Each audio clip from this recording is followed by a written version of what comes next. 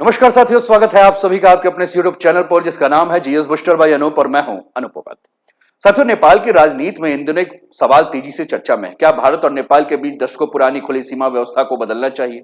हाल ही में हर का साम्पांग से जुड़ा संसद वाला मुद्दा सामने आया है और इसके बाद फिर वही पुराना लेकिन बेहद बड़ा सवाल चर्चा में आ गया है कि क्या नेपाल और भारत के बीच करीब जो 1850 किलोमीटर लंबी खुली सीमा पर अब पासपोर्ट और वीजा की व्यवस्था की जा सकती है। आज दोनों देशों के नागरिक अपेक्षाकृत आसानी से एक दूसरे देशों में आवाजाही करते हैं। रिश्तेदारियां हैं, व्यापार है, रोजगार है और सीमावर्ती इलाकों की जिंदगियां इस व्यवस्था से जुड़ी है। लेकिन दिलचस्प बात यह है कि मेरे वीडियो के कमेंट सेक्शन में भी कई नेपाली व्यूअर्स खुली सीमा बंद करने और वीजा सिस्टम के समर्थन में अपनी राय देते हैं। हालांकि इसे पूरे नेपाल की राय नहीं कहा जा सकता, क्योंकि नेपाल के भीतर भी इस मुद्दे पर राय पूरी तरह से बटा हुआ है। तो आखिर सवाल यह है कि क्या हर का साम्पांग सिर्फ एक राजनीतिक बयान दे रहे हैं या सच में नेपाल में ओपन बॉर्डर को लेकर एक नई बहस शुरू हो चुकी है? और अगर कभी वीजा सिस्टम लागू हुआ तो सबसे ज्यादा फायदा किसे होगा, सबसे ज्यादा नुकसान किसे होगा, और क्या भारत नेपाल के सदियों पुराने रिश्ते पूरी तरह से बदल जाएंगे? आज हम इसी मुद्दे पर आप सभी के साथ विस्तार पूर्वक चर्चा करेंगे। साथियों, चैनल पर पहली बार है तो चैनल को सब्सक्राइब करके बेल आइकन दबा दीजिए कि यहां आने वाले हर वीडियो का नोटिफिकेशन आप सभी को टाइम पर मिले। वीडियो को अंत तक बहुत ध्यान से देखिएगा और फिर जो भी आपके विचार है वो कमेंट के माध्यम से हम तक अवश्य पहुंचाइएगा। वीडियो पसंद आए तो लाइक और शेयर करना बिल्कुल भी ना भूलें। तो चलिए, आज का टॉपिक आपके स्क्रीन पर है। नेपाल अब वीजा चाहता है, भारत नेपाल सीमा बंद और भारत नेपाल सीमा पर वीजा हो, इसी पर जो चर्चा संसद में हो रही है नेपाल के। साथियों, सबसे पहले हम समझते हैं हर का साम्पांग आखिर कहना क्या चाहते हैं।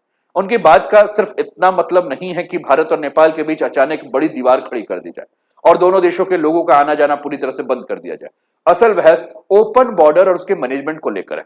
साथियों, जैसा कि हम जानते हैं, कई सारे वीडियोस में हमने चर्चा भी किया कि भारत और नेपाल विश्व के एक अलग प्रकार से जो है वो खुली सीमा है। लगभग 1850 किलोमीटर की लंबी सीमा है। दशकों से दोनों देशों के नागरिकों को अपेक्षाकृत आसान आवाजाही की सुविधा मिलती है। लेकिन हर का साम्पांग जैसे नेताओं का सवाल यह है कि क्या आज के समय में बिना पर्याप्त रिकॉर्ड होने वाली क्रॉस बॉर्डर मूवमेंट को पहले की तरह चलने देना चाहिए? और यहीं से वीजा या कम से कम रिकॉर्डेड मूवमेंट की बहस जो है वो शुरू हो जाती है। मतलब कौन भारत से नेपाल जा रहा है, कौन नेपाल से भारत आ रहा है, कितने समय के लिए जा रहा है, किस उद्देश्य से जा रहा है, और क्या दोनों देशों के पास इसका पर्याप्त रिकॉर्ड है?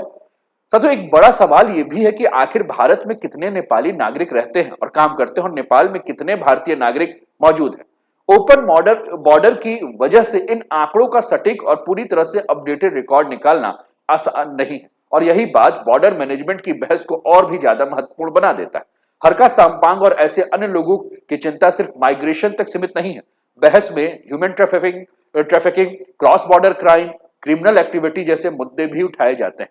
तर्क यह है कि अगर सामान्य नागरिकों की आवाजाही आसान है तो क्या अपराधी नेटवर्क भी इसी व्यवस्था की कमजोरियों का फायदा उठा सकते हैं? यानी सवाल सिर्फ बॉर्डर बंद करने या खुला रखने का नहीं है। सवाल क्या भारत और नेपाल अपने विशेष रिलेशनशिप को बनाए रखते हुए बॉर्डर मैनेजमेंट को ज्यादा आधुनिक, सुरक्षित और अकाउंटेबल बना सकते हैं? हर का साम्पांग पहले भी बॉर्डर सिक्योरिटी और नेशनल इंटरेस्ट से जुड़े मुद्दे पर काफी मुखर रहे। 2026 में भी नेपाल इंडिया बॉर्डर से जुड़े सवालों को लेकर संसद और सरकार के सामने चर्चा काफी तेज हुई है। लेकिन इस पूरी बहस को समझने के लिए हमें 2026 से निकलकर 1950 में जाना होगा, क्योंकि भारत नेपाल ओपन बॉर्डर की कहानी वहीं से समझ में आएगी। तो चलिए चलते हैं 1950 और 1950 की खुली सीमा से चर्चा को फिर आगे बढ़ाते हैं। साथियों, अब इस पूरी बहस की जड़ को हमें समझना आवश्यक है।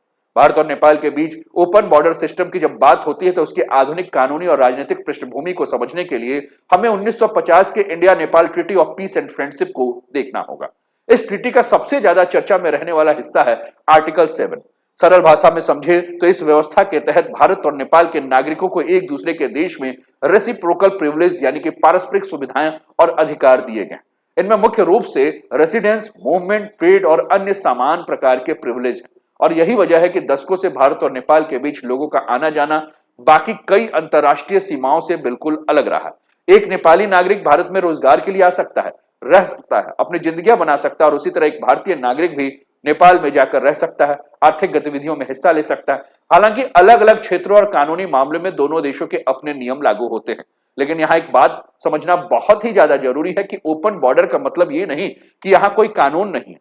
भारत नेपाल सीमा पर कस्टम व्यवस्था अलग से है। कमर्शियल गुड यानी बड़े स्तर पर होने वाला व्यापार सामान्य नागरिकों की आवाजाही से अलग नियमों के तहत ये चलता है। फॉरेन नेशनल्स यानी कि भारत और नेपाल के अलावा किसी तीसरे देश के नागरिकों के लिए भी अलग नियम और दस्तावेज की जो भी आवश्यकता है वो पूरी की जाती है। सीमा पर सिक्योरिटी फोर्सेस और अन्य सरकारी एजेंसी मौजूद रहती हैं। अगर किसी व्यक्ति, सामान या गतिविधि को लेकर संदेह हो तो चेकिंग और कार्यवाही की जा सकते हैं। यानी इसे पूरी तरह से नो बॉर्डर कहना गलत होगा। असल में भारत और नेपाल के बीच एक ऐसी विशेष सीमा व्यवस्था है जहां दोनों देशों के अपने नागरिकों को आसान मूवमेंट की सुविधा है, लेकिन राज्य की सिक्योरिटी और कस्टम व्यवस्था पूरी तरह से खत्म नहीं होती।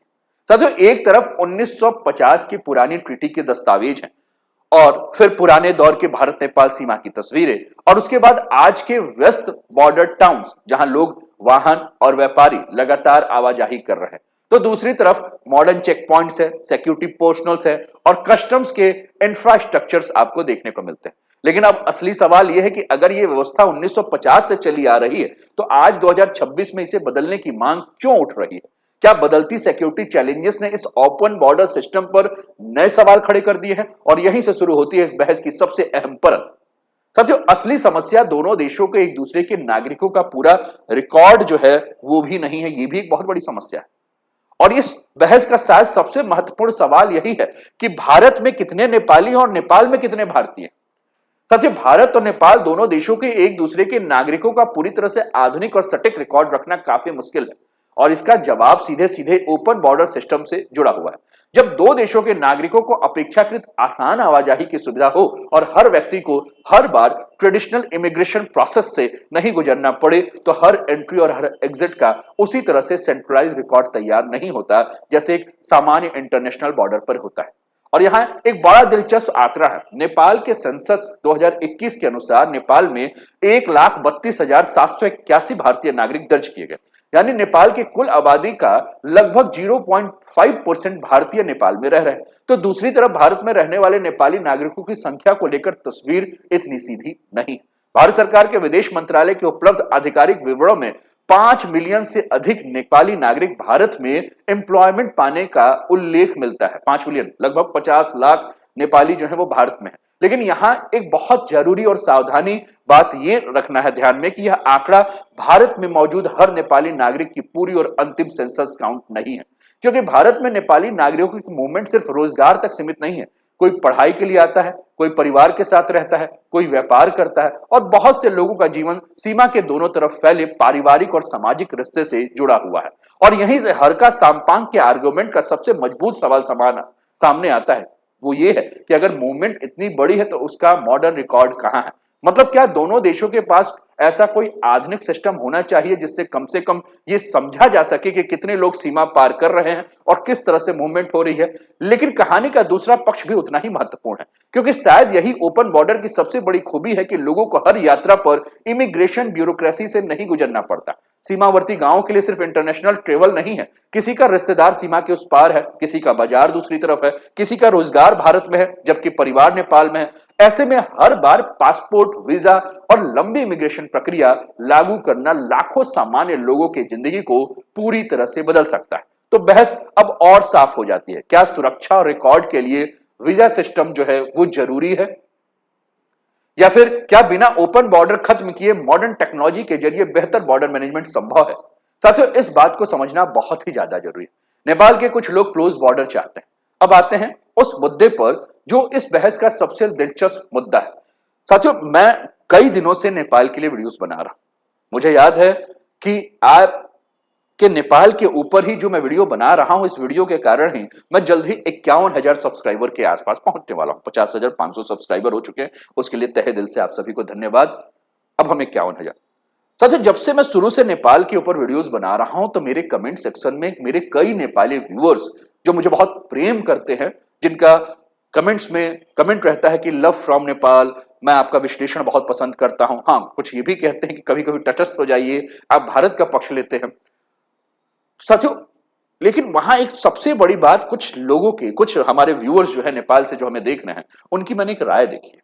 वो बार बार ओपन बॉर्डर व्यवस्था के ऊपर सवाल उठाते हैं। वो कहते हैं कि ओपन बॉर्डर व्यवस्था को खत्म कर दे। लेकिन यहाँ एक बात बहुत साफ रखना बहुत जरूरी है कि मेरे वीडियो के कमेंट्स और नेपाल के कुछ ऑनलाइन डिस्कशन में एक ऐसा वर्ग जो दिखाई दे रहा है जो वीजा या स्ट्रिक्टर बॉर्डर मैनेजमेंट के समर्थन में है, तो इसका मतलब ये बिल्कुल नहीं है कि वो पूरी तरह से ये कह देते हैं कि नेपाल बॉर्डर को क्लोज कर देना चाहिए।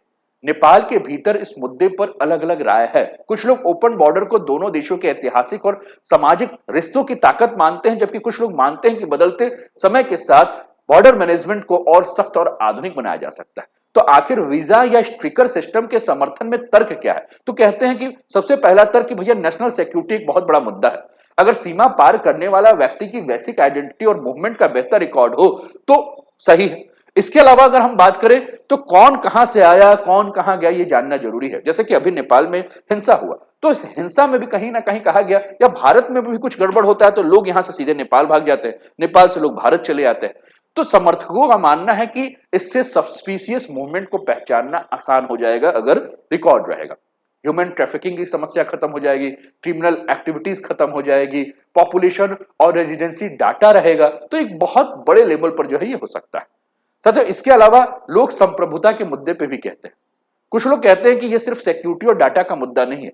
कहते हैं कि नेपाल एक संप्रभु देश है, तो हमें अपनी सीमा पर आने जाने वाले की बेहतर जानकारी होनी चाहिए। यानी बहस सिर्फ इंडिया वर्सेस नेपाल की नहीं है, बल्कि सवाल यह है कि राष्ट्रीय सुरक्षा, संप्रभुता और लोगों की आजादी के बीच सही बैलेंस क्या होना चाहिए। लेकिन अब यहां सबसे बड़ा सवाल खड़ा होता है कि क्या वीजा लगाने से ये सारी समस्या अपने आप खत्म हो जाएगी, या फिर एक नई व्यवस्था के साथ नई समस्या भी पैदा होंगी। और शायद यहीं से इस पूरी बहस का सबसे व्यवहारिक और सबसे मुश्किल हिस्सा शुरू होता है। साथियों, अब इस बहस को सिर्फ भावनाओं और राजनीति के नजरिए से नहीं बल्कि प्रैक्टिकल तरीके से देखना चाहिए। मान लीजिए कि भारत और नेपाल के बीच में भविष्य में वीजा सिस्टम हो जाए, किसी तरह का फॉर्मल इमिग्रेशन सिस्टम लागू हो जाए, तो इसके संभावित फायदे किसे होंगे? पहला फायदा यह होगा कि डिजिटल एंट्री रिकॉर्ड होगा। सबसे बड़ा बदलाव होगा कि मूवमेंट के रिकॉर्ड होंगे, कौन व्यक्ति सीमा पार करके आया, कब आया, किस रास्ते से आया, कब वापस गया। अगर हर क्रॉस बॉर्डर मैनेजमेंट और मूवमेंट किसी डिजिटल सिस्टम में दर्ज होगा तो दोनों देशों के एजेंसी के पास लोगों की आवाजाही का ज्यादा स्ट्रक्चर्ड डाटा हो सकता है। दूसरा, बेटर इमिग्रेशन डाटा होगा। यानी कि आज सबसे बड़ी बहसों में से एक कि दोनों देशों के में एक दूसरे के नागरिकों की वास्तविक संख्या और मूवमेंट को लेकर पूरी तस्वीर कितनी स्पष्ट है। एक फॉर्मल इमिग्रेशन सिस्टम से सरकारों को बेहतर डाटा मिल सकता है। कितने लोग रोजगार के लिए आए, कितने पढ़ाई के लिए आए, कितने शॉर्ट टर्म विजिट पे आए, कितने लंबे समय से रह रहे हैं। यह डाटा फ्यूचर पॉलिसी बनाने में मददगार हो सकता है। इसके अलावा ह्यूमन ट्रैफिकिंग डिटेक्शन होगा, जो सबसे बड़ी समस्या है। इसके अलावा क्रिमिनल इन्वेस्टिगेशन होगा। इसके अलावा थर्ड कंट्री नेशनल का बेहतर मॉनिटरिंग होगा। तो कुल मिलाकर जो है इससे कई सारे फायदे भी हैं। तो वीजा सिस्टम सिक्योरिटी टूल हो सकता है, लेकिन सिक्योरिटी गारंटी नहीं, ये भी ध्यान रखना है, क्योंकि दुनिया की कई हैविली रेगुलेटेड और हैविली गार्डेड बॉर्डर्स पर भी इलीगल माइग्रेशन हो रहा है। बांग्लादेश इंडिया का बॉर्डर देख लीजिए, म्यांमार का बॉर्डर देख लीजिए, पाकिस्तान का बॉर्डर देख लीजिए। ह्यूमन ट्रैफिकिंग भी हो रहा है, स्मगलिंग भी हो रहा है। यानी सिर्फ पासपोर्ट पर स्टैंप लगा देने से, वीजा लागू कर देने से अपराध अपने आप खत्म नहीं हो सकता। अगर एनफोर्समेंट कमजोर हो, करप्शन है, क्रिमिनल नेटवर्क नए रास्ते ढूंढ लेंगे, तो कड़े नियमों के बावजूद इलीगल एक्टिविटी जारी रह सकते हैं। इसलिए असली सवाल सिर्फ इतना नहीं है कि ओपन बॉर्डर या क्लोज बॉर्डर। सवाल यह है कि कौन सा बॉर्डर मैनेजमेंट सिस्टम वास्तव में काम करेगा। और अब सवाल पूरी तरह से पलट देते हैं। अगर वीजा सिस्टम के फायदे इतने साफ दिखाई दे रहे हैं, तो फिर भारत और नेपाल ने दशकों से सीमा को खुला क्यों रखा है? तो इसका जवाब सिर्फ 1950 की ट्रीटी में नहीं है, बल्कि उन लाखों लोगों की रोजमर्रा की जिंदगी में छिपा हुआ है, जिनके लिए भारत नेपाल सीमा सिर्फ एक अंतरराष्ट्रीय बॉर्डर नहीं बल्कि उनकी सामान्य जिंदगी का हिस्सा है। अगर बॉर्डर बंद हुई तो सबसे ज्यादा नुकसान किसे हो सकता है? साथियों, अगर मानवीय पहलू से देखें तो डेली वर्कर्स जो रोज सीमा के इस पार उस पार जाके काम कर रहे हैं, बॉर्डर फैमिली जिनकी रिश्तेदारी है, जो छोटे छोटे व्यापारी हैं, इसके अलावा जो मेडिकल एसेस हो रहा है, कुछ सीमावर्ती इलाकों में लोग बेहतर या नजदीकी इलाज के लिए अगल बगल चले जाते हैं, स्टूडेंट्स और वर्कर्स हैं, बिजनेसमैन। तो कहीं नहीं कहीं अगर हम बात करें तो हमने कहा कि भारत के अगर विदेश मंत्रालय के अगर आधिकारिक विवरण को देखें तो 50 लाख से अधिक नेपाली भारत में एम्प्लॉयमेंट पाने का उल्लेख मिल रहा है। इसके अलावा छात्र और अन्य कामकाजी लोग दोनों के बीच में लगातार आवाजाही। यही इस पूरे बहस का सबसे बड़ा सवाल आता है कि एक बिजनेसमैन के लिए वीजा सिर्फ पेपर वर्क हो सकता है, लेकिन रोज सीमा पार करने की मजदूरी करने वाले व्यक्ति के लिए वीजा उसकी रोजी रोटी के सामने एक नई दीवार बन सकती है। यानी क्लोज बॉर्डर या वीजा सिस्टम का सबसे बड़ा असर शायद नेताओं पे नहीं बल्कि उन आम लोगों पे पड़ेगा, जिनके लिए सीमा सिर्फ एक इंटरनेशनल बॉर्डर नहीं, रोज की जिंदगी का रास्ता है। अब एक बड़ा सवाल यह कि क्या नेपाल सिर्फ इंडिया पर डिपेंड है? साथियों, इसका जवाब इतना सिंपल नहीं है कि भारत नेपाल का एक प्रमुख ट्रेड पार्टनर है और दोनों देशों के रिश्ते सिर्फ व्यापार तक सीमित नहीं। साथियों, ट्रेड इन्वेस्टमेंट्स के अलावा अगर हम बात करें, टूरिज्म, एम्प्लॉयमेंट, कनेक्टिविटी और लोगों का आपसी संबंध दोनों देशों को काफी गहराई से जोड़ के रखा है। नेपाल को इंडिया में बड़े मार्केट तक पहुंच मिलती है, ट्रेड रूट्स कनेक्टिविटी मिलती है, बड़ी संख्या में लोगों के लिए एम्प्लॉयमेंट अपॉर्चुनिटीज है, टूरिज्म लिंक्स हैं, कई एसेंशियल सप्लाई भी इस आर्थिक संबंध का हिस्सा है। लेकिन कहानी सिर्फ नेपाल की डिपेंडेंसी की नहीं है, भारत के लिए भी नेपाल बहुत महत्वपूर्ण है। चाहे हिमालय रीजन की बात करें, स्ट्रेटेजिक इंपॉर्टेंस की बात करें, वाटर रिसोर्सेज की बात करें, रिवर कॉपरेशन की बात करें, हाइड्रो पावर संभावना की बात करें, बॉर्डर और सिक्योरिटी कॉपरेशन की बात करें, तो पूरे हिमालय क्षेत्र के जियोग्राफिकल स्टेबिलिटी में भारत के लिए नेपाल बहुत ज्यादा इंपॉर्टेंट। इसलिए इस रिश्ते को सिर्फ ये कहकर कि नेपाल इंडिया पर डिपेंडेंट है, पूरी तस्वीर साफ नहीं होती। दोनों देशों की ताकत, अर्थव्यवस्था और आकार भले ही बराबर नहीं हो, लेकिन उनके हित कई स्तरों पर एक दूसरे के साथ जुड़े हैं और यही रिलेशनशिप सिर्फ डिपेंडेंसी का नहीं, बल्कि अनइक्वल लेकिन डिप इंटरडिपेंडेंस का रिलेशनशिप है। यानी अगर इंडिया नेपाल ओपन बॉर्डर में कोई बड़ा बदलाव होता है तो उसका असर सिर्फ नेपाल पर नहीं पड़ेगा, भारत के ऊपर भी पड़ेगा। और यही से सबसे महत्वपूर्ण सवाल उठता है कि क्या ओपन बॉर्डर को पूरी तरह से खत्म किए बिना बॉर्डर सिक्योरिटी और मैनेजमेंट को मजबूत करने के लिए कोई तीसरा रास्ता मौजूद है। साथियों, अब इस पूरे बहस को दो विकल्पों पे, एक तरफ ओपन बॉर्डर, दूसरी तरफ क्लोज बॉर्डर तक सीमित नहीं रखते हैं, क्योंकि शायद इनके बीच तीसरा रास्ता भी मौजूद है। पहला है स्टेटस क्यू, यानी मौजूदा ओपन बॉर्डर सिस्टम को लगभग उसी तरह से जारी रखा जाए जहां भारत और नेपाल के नागरिकों को आसान आवाजाही रहे और एग्जिस्टिंग मैनेजमेंट व्यवस्था काम करते रहे। दूसरा मॉडल है फुल वीजा सिस्टम, जहां पासपोर्ट, वीजा, फॉर्मल इमिग्रेशन प्रक्रिया लागू हो। तीसरा अगर हम बात करें तो इसके सबसे दिलचस्प विकल्प क्या हो सकता है, तो स्मार्ट ओपन बॉर्डर हो, यानी कि लोगों का मूवमेंट आसान रहे लेकिन टेक्नोलॉजी और मॉडर्न सिक्योरिटी सिस्टम को जो है मजबूत किया जाए, डिजिटली आइडेंटिफाई वेरिफिकेशन हो, सस्पिशियस सीएस एक्टिविटी हो, इंटेलिजेंस बेस्ड स्क्रीनिंग हो, मतलब ह्यूमन ट्रैफिकिंग हो, मतलब सब कुछ को ट्रैक किया जा सके। और इस मॉडल का मतलब यह है कि हर आम नेपाली या भारतीय नागरिक को ट्रेडिशनल वीजा प्रक्रिया से गुजरना नहीं, बल्कि नॉर्मल मूवमेंट को आसान रखते हुए सस्पिशियस मूवमेंट को ज्यादा इफेक्टिवली आइडेंटिफाई करना आसान हो सकता है। और शायद सवाल यह नहीं कि बॉर्डर खुली रहे या बंद रहे, सवाल यह है कि क्या 1950 की व्यवस्था को 2026 की तकनीक और सिक्योरिटी चैलेंजेस के हिसाब से मॉडर्नाइज किया जा सकता है या नहीं किया जा सकता है। क्योंकि भारत और नेपाल के बीच चुनौती सिर्फ सीमा को नियंत्रित करने की नहीं है, चुनौती है सिक्योरिटी और लोगों की आजादी दोनों के बीच बैलेंस बनाने। अब सबसे बड़ा सवाल है कि क्या नेपाल में ओपन बॉर्डर को लेकर सोच बदल रहा है। साथियों, हरका साम्पांग का प्रपोजल एक अकेला पॉलिटिकल आवाज हो सकता है, लेकिन यह भी सच है कि जैसे मेरे वीडियोस के जो कमेंट सेक्शन में नेपाल के कुछ पब्लिक डिस्कशन में ओपन बॉर्डर को लेकर सवाल उठ रहे हैं, तो यहां बैलेंस बेहद जरूरी है। लेकिन अभी यह कहना जल्दबाजी हुआ कि नेपाल की मेजोरिटी क्लोज बॉर्डर चाहते। फिलहाल ये एक इवॉल्विंग डिबेट है, कुछ लोगों के लिए नेशनल सिक्योरिटी का सवाल है, तो कुछ लोगों के लिए बेहतर आइडेंटिटी और मूवमेंट की रिकॉर्ड मांग है, तो कुछ इसे राष्ट्रवाद और संप्रभुता के साथ जोड़ के देख रहे हैं, जबकि कुछ लोग शायद इसे इंडिया नेपाल रिलेशनशिप को बदलते समय के हिसाब से नए टर्म्स में डिफाइन करना चाहते हैं। तो अंततः हम यही कहेंगे कि बॉर्डर बंद होगी या स्मार्ट बनेगी, 1950 के इंडिया और नेपाल जिस रिश्ते की कल्पना की थी, उसका सबसे बड़ी ताकत दोनों देशों के लोगों के बीच दूरी कम करना। लेकिन 2026 में दुनिया बदल चुकी है। Human trafficking, cross border crime, illegal network, digital identity और नेशनल सिक्योरिटी जैसे सवाल आज पहले से ज्यादा जो है वो महत्वपूर्ण हो चुके हैं। इसलिए हर का साम्पांग का सवाल शायद सिर्फ वीजा का सवाल नहीं है। असल सवाल है, क्या इंडिया और नेपाल अपनी ओपन बॉर्डर को खत्म करेंगे या उससे 21वीं सदी के टेक्नोलॉजी और सिक्योरिटी नीड्स के हिसाब से रीडिजाइन करेंगे। क्योंकि पूरी तरह से बंद बॉर्डर शायद सिक्योरिटी और रिकॉर्ड मैनेजमेंट को मजबूत कर सकती है, लेकिन इसका असर उन लाखों आम लोगों पर भी पड़ेगा जिनकी रोटी, रिश्ते, व्यापार, जिंदगी इस सीमा के दोनों तरफ फैले हुए। तो शायद असली बहस ओपन बॉर्डर क्लोज बॉर्डर की नहीं, बल्कि यह तय करने की कि इंडिया और नेपाल एक ऐसी स्मार्ट बॉर्डर व्यवस्था बना सकते हैं या नहीं, जहां लोगों की आजादी भी बनी रहे, सिक्योरिटी भी आधुनिक रहे। और अब सवाल आपसे है, आप क्या सोचते हैं, इंडिया नेपाल बॉर्डर पर फुल वीजा सिस्टम होना चाहिए या ओपन बॉर्डर को स्मार्ट डिजिटल बॉर्डर मैनेजमेंट के साथ मॉडर्नाइज करना चाहिए? आप अपनी राय जो है वो कमेंट सेक्शन में जो है वो हमें तुरंत भेजें। और अभी तक चैनल को सब्सक्राइब नहीं किया, सब्सक्राइब कर दीजिए, वीडियो को लाइक नहीं किया, लाइक कर दीजिए, चैनल को शेयर नहीं किया, शेयर करके अपना ध्यान रखिए, स्वस्थ रहिए, मस्त रहिए, तंदुरुस्त रहिए, हंसते खेलते मुस्कुराते जीवन का आनंद लीजिए। जय हिंद, जय भारत।